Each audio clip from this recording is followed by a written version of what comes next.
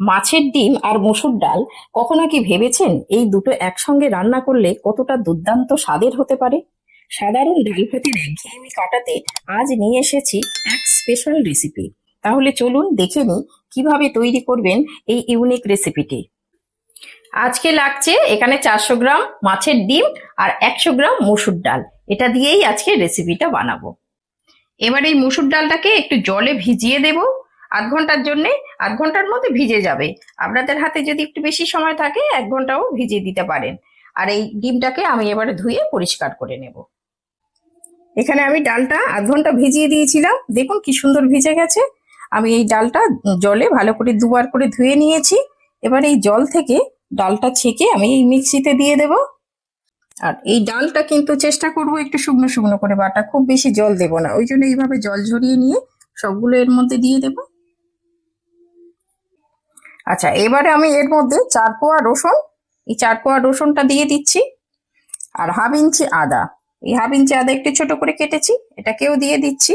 আর ঝালের জন্য 4টি কাঁচা লঙ্কা, এটাকেও এর মধ্যে দিয়ে দেবো। আচ্ছা, ডালে আমি কিন্তু জল দিলাম না, এই যে জল আছে ওর হালকা জলে একটু শুকনো শুকনো করে বাটার চেষ্টা করব।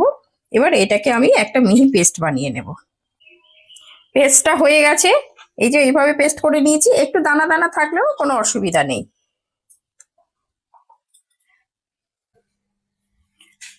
মাছের ডিমটা আমি ধুয়ে পরিষ্কার করে নিয়েছি। এবার এই মাছের ডিমে কিছু মশলা মিশিয়ে নেব। এখানে একটু পাতিলেবু নিয়েছি, 4 ভাগের 1 ভাগ। এই পাতিলেবুর রসটা এর মধ্যে দিয়ে দেবো।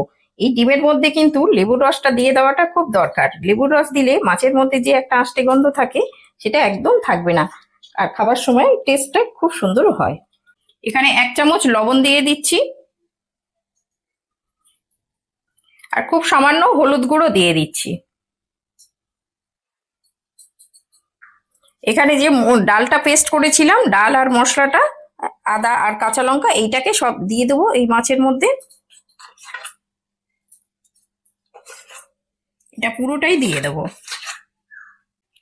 এবার এই ডাল, মশলা আর এই ডিমটাকে ভালো করে হাত দিয়ে চটকে মেখে নেব। খুব ভালো করে এটা মাখতে হবে। আর ডিমগুলোকে এইভাবে হাত দিয়ে দিয়ে চেপে আগে একটু ছাড়িয়ে নেব, আর তারপরে এই মশলা আর সবকিছু ভালো করে মাখিয়ে নেব। এই ডাল আর এই ডিমটাকে খুব ভালো করে এইভাবে মাখিয়ে নিতে হবে সুন্দর করে। আর এই মসুর ডালটা দেওয়ার কারণে কিন্তু মাছের ডিমটা একদম সফট হবে। রান্নার পরে খাবার সময় দেখবেন একদম মুখে যেন মিলিয়ে যাচ্ছে। আমার ঠাকুমা বলতেন যে এই মসুর ডাল আর মাছের ডিমের এই রকম সংমিশ্রণে যে কোনো রেসিপি নাকি শরীর আর মন দুটোকেই ভালো রাখে। তাই চেষ্টা করবেন বছরে 1-2 বার অন্তত মাছের ডিম আর মসুর ডাল দিয়ে যে কোনোভাবে রেসিপি বানিয়ে খাওয়া। আর আজকে যে রেসিপিটা বানাচ্ছি, এইটা বানিয়ে খেয়ে দেখবেন, খুবই ভালো লাগবে। তা আমার এই সুন্দরভাবে মাখিয়ে নিয়েছি, এবার এটা সাইডে রেখে দেবো। আচ্ছা, এখানে একটা ননস্টিক গ্যাসের উপর বসিয়ে দিয়েছি। ননস্টিকটা আমার গরম হয়ে গেছে। এবারে এতে তেল দিয়ে দেব। তেলটা গরম হয়ে গেছে, এবারে মাছের ডিমটা এর মধ্যে দিয়ে দেব।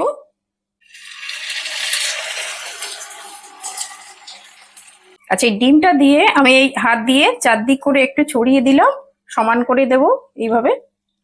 আর এই সময় গ্যাসের আঁচটা কিন্তু আমি একদম লো টু মিডিয়ামে রেখেছি। এবারে এটা ঢাকা দিয়ে আমি একদম লো টু মিডিয়ামে রেখে দিলাম 1 পিঠ ভাজা হয়ে যাওয়ার জন্য। ওদিকে মাছের ডিমটা ভাজতে বসিয়ে দিয়েছি, দিয়ে এদিকে একটা মশলা বানিয়ে নেব। এর জন্য এখানে 2টো টমেটো নিয়েছি, টমেটোগুলো একটু কেটে নেব।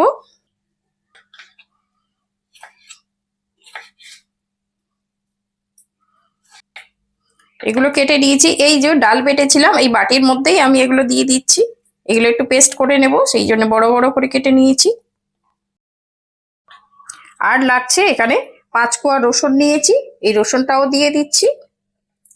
আর আদা নিয়েছি, হাফ ইঞ্চি আদা ছোট ছোট করে কেটে নিয়েছি, এটা দিয়ে দিলাম। আর ঝালের জন্য কাঁচা পাকা লঙ্কা 4টে দিয়ে দিচ্ছি। আপনারা আপনাদের ঝাল বুঝে দেবেন, যে যেমন ঝাল খান। এটা আমি মিহি পেস্ট বানিয়ে নেব।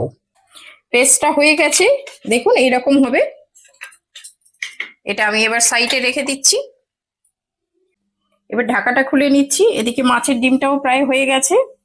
এদিকে মাছের ডিমটাও 1 পিঠ হয়ে গেছে। এবার আমি এটাকে উল্টে নেব, সাবধানে উল্টাতে হবে। আচ্ছা, এরকম একটা প্লেট দিয়ে দিচ্ছি। প্লেট দিয়ে এটা সাবধানে এইভাবে উল্টে নেব। এই উল্টে নিলাম, উল্টে নিয়ে আবার আরেক পিঠ হওয়ার জন্য এইভাবে দিয়ে দেব। এবার আবারও একটু ঢাকা দিয়ে দিলাম ও পিঠটা হওয়ার জন্য। এবার তো খুব কম সময় লাগবে, আগে আমার 5 মিনিট লেগেছিল, এবার এটা দিতে আর 2 মিনিট লাগবে। এটা 2 মিনিট হয়ে গেছে, আমি ঢাকাটা খুলে নিচ্ছি। এই পিঠটাও সুন্দরভাবে ভাজা হয়ে গেছে। এবার আমি গ্যাস অফ করে দিচ্ছি, গ্যাস অফ করে এটা ঢাকা দিয়ে রেখে দিচ্ছি। এখানে দুটো মিডিয়াম সাইজের পেঁয়াজ নিয়েছি, পেঁয়াজ দুটো এবার কেটে নেব।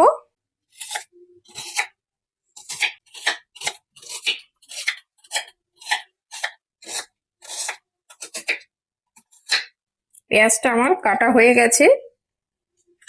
গ্যাসের উপরে একটা কড়া বসিয়ে দিয়েছি, কড়াটা আমার গরম হয়ে গেছে। আর একটু তেল দিয়ে দিচ্ছি, 2 চামচ মতো তেল দেবো এটা গ্রেভি করার জন্য। তেলটা আমার গরম হয়ে গেছে।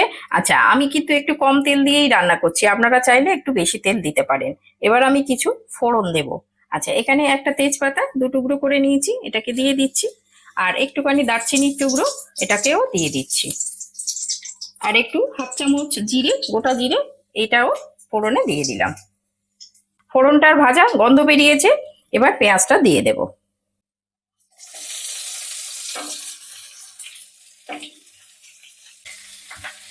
গ্যাসের আঁচটা মিডিয়াম করে আমি পেঁয়াজটা একটু ভেজে নেব।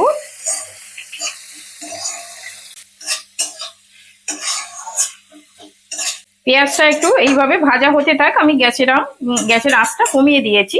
এইভাবে পেঁয়াজটা ভাজা হতে থাক। এবার আমি ডিমটাকে একটু পিস পিস করে কেটে নেব। মাছের ডিমটা আমি একটা প্লেটে নামিয়ে নিচ্ছি। এবার একটা ছুরি দিয়ে আমি একটু পিস পিস করে কেটে নেব। এটা আপনাদের খুশি মতো নেবেন, আমি একটু চৌকো চৌকো করে কাটবো।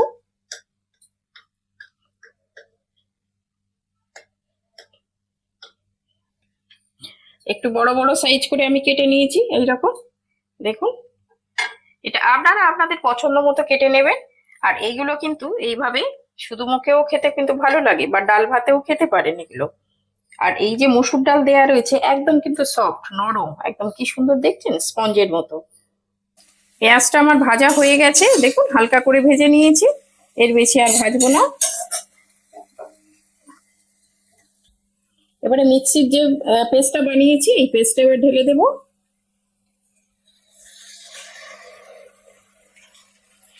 এই মিক্সির বাটিতে একটু জল দিয়ে এটাও নিয়ে নিলাম, এতে বেশ খানিকটা মশলা ছিল। মশলাটা ভালো করে কষিয়ে নেব, এই কাঁচা গন্ধ চলে যাওয়া পর্যন্ত একটু কষিয়ে নেব। আর মশলা সবসময় একটু লো টু মিডিয়ামে কষাতে হয়।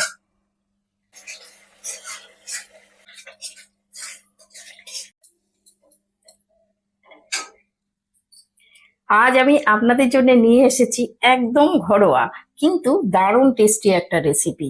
এই মাছের ডিম আর মসুর ডালের কম্বিনেশনটা আমার খুব প্রিয়। আশা করছি আপনাদেরও খুব ভালো লাগবে।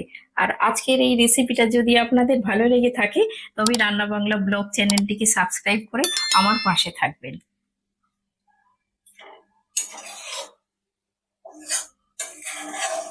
মশলাটা দেখুন সুন্দরভাবে কষিয়ে নিয়েছি, আর পেঁয়াজ আদা রসুনের কাঁচা গন্ধটাও চলে গেছে। এবার আমি কিছু শুকনো মশলা দেব। আচ্ছা, এখানে কিছু শুকনো মশলা নিয়েছি, দেখুন। এখানে হচ্ছে এই সব 1/2 চামচ করে নিয়েছি। এখানে হলুদ দিয়েছি, এটা ধনে, এটা জিরে, আর এটা কাশ্মীরি রেড চিনি, একটু কালার হয় আর একটু ঝালও হয়। আর এখানে হচ্ছে হাফ চামচের এরকম একটু চিনি নিয়েছি, এই ঝালটাকে একটুখানি ব্যালেন্স করবে। এই মশলাটা এবার আমি এর মধ্যে ঢেলে দেবো। এবারে এই প্লেটে একটুখানি জল দিয়ে এই মশলাটাকে আমি ধুয়ে নিয়ে নিচ্ছি, আর একটুখানি জল দিয়ে দিচ্ছি মশলাটা কষানোর জন্য। এবার এই মশলাটা ভালো করে কষিয়ে নেব। এই মশলাটা কিন্তু একটু ধৈর্য ধরে মশলাটা কষাতে হবে। এই ধৈর্য ধরে মশলাটা কষালে এই রান্নার স্বাদটা কিন্তু বাড়ে। আমি সবসময় কিন্তু আমার রান্নার মধ্যে আমি একটাই সাজেস্ট করি, যে সবাই একটু মশলাটা ধৈর্য ধরে কষাবেন, তাহলে সব রান্নার দেখবেন দারুণ একটা স্বাদ আসে।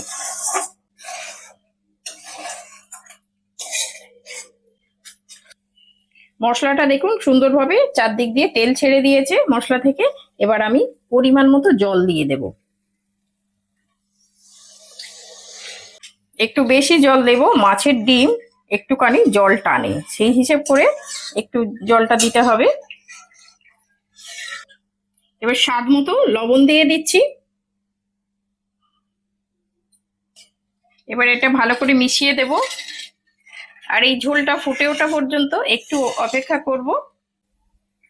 আচ্ছা, ঝোলটা ফুটে উঠেছে, এবার এই মাছের ডিমগুলো দিয়ে দেবো এর মধ্যে।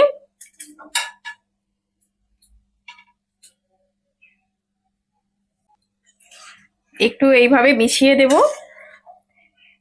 মাছের ডিম একটু ঝোল টানে, সেই জন্য একটু জল বেশি দিয়েছি। এটা ফুললে ঝোলটা ঘন হয়ে যাবে।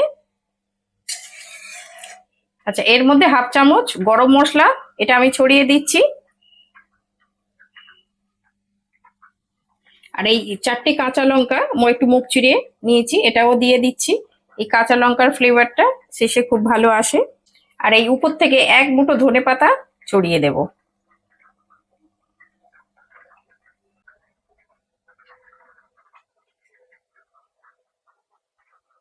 এইভাবে সবগুলো আমি একটু মিশিয়ে দিলাম, গরম মশলা আর ধনেপাতাটা এইভাবে মিশিয়ে। গ্যাসের আঁচটা আমি লো টু মিডিয়ামে করে দিয়েছি, দিয়ে এবার ঢাকা দিয়ে দিলাম। ঢাকা দিয়ে আমি 6-7 মিনিট ফুটিয়ে নেব।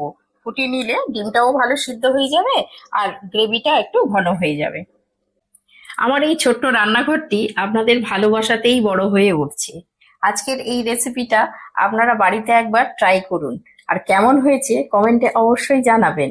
আর হ্যাঁ, একটা লাইক দিতে কিন্তু ভুলবেন না। এটা 6-7 মিনিট হয়ে গেছে, ফুটিয়ে নিয়েছি। এবার ঢাকনাটা খুলে নিচ্ছি। এটা আমার হয়ে গেছে, দেখুন এই ঝোলটাও ঘন হয়ে গেছে আর মাছের ডিমও মানে সিদ্ধ হয়ে গেছে। দেখুন কত সুন্দর হয়েছে। আমি একটা মাছের ডিমকে ভেঙে দেখাচ্ছি। মাছের ডিমটা কত সুন্দর সফট হয়েছে, দেখুন, দেখেছেন? আমি খুন্তি দিয়ে নাড়ছি, ভেঙে যাচ্ছে, বুঝতে পারছেন? মুখে দিলে একদম কিন্তু মিলিয়ে যাবে। সবাই বলে মাছের ডিম নাকি শক্ত হয়ে যায়, কিন্তু আমি বলবো না, শক্ত হবে না। এই রকম মসুর ডাল দিয়ে বানিয়ে খেয়ে দেখবেন, একদম সফট নরম। দেখুন কত সুন্দর, দেখেছেন? ভেঙে যাচ্ছে। এটা খেতে কিন্তু দারুণ লাগে। হাতে কম সময় থাকলে এই মাছের ডিমের এই রেসিপিটা বানিয়ে নিতে পারেন। এটা খেতে যত সুন্দর লাগে, আর এটা বানানো কিন্তু একদম ঝটপট হয়ে যায়। এইভাবে আপনারা বানিয়ে নেবেন, গরম ভাতের সঙ্গে কিন্তু খেতে দারুণ লাগে। আর ঝোলটা আপনারা আপনাদের পছন্দ মতো রাখবেন। আমি একটু এইরকম গ্রেভি রেখেছি, আবার ঠান্ডা হয়ে গেলে মাছের ডিম একটু ঝোলটা টেনে নেয়, তো সেই হিসেব করে একটু ঝোলটা রেখেছি। আপনারা যে যেমন খাবেন সেইভাবে ঝোল রাখবেন। দেখুন কত সুন্দর হয়েছে, দেখেই বুঝতে পারছেন এটা কত লোভনীয় হয়েছে।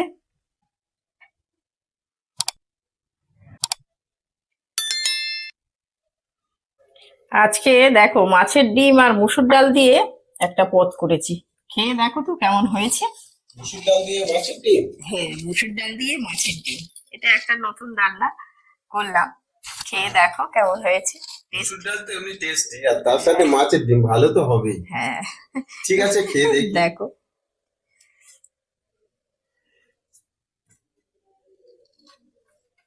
বাহ, বেশ দেখবি তরকারিটা খুব ভালো হয়েছে তো দেখতে। হ্যাঁ, তরকারি ভালো হয়েছে, টেস্ট কেমন হয়েছে খেয়ে বলতে হবে তোমাকে। দারুণ টেস্ট হয়েছে, দারুণ টেস্ট খুব হয়েছে। সুন্দর টেস্ট হয়েছে। আর এই মাছের ডিমটা কি সুন্দর ভেঙে যাচ্ছে, খুব হ্যাঁ খুব সফট হয়েছে তো বেশ। হ্যাঁ, মুসুর ডাল দিয়ে করলে এরকম খুব সফট হয়, একদম মুখের সঙ্গে দেখবে কি সুন্দর একদম মিলিয়ে যাচ্ছে। হ্যাঁ, বেশ কি সুন্দর নরম হয়েছে। হ্যাঁ, খুব ভালো টেস্ট হয়েছে, খুব ভালো, খুব ভালো টেস্ট খুব হয়েছে। ভালো টেস্ট হয়েছে। হ্যাঁ,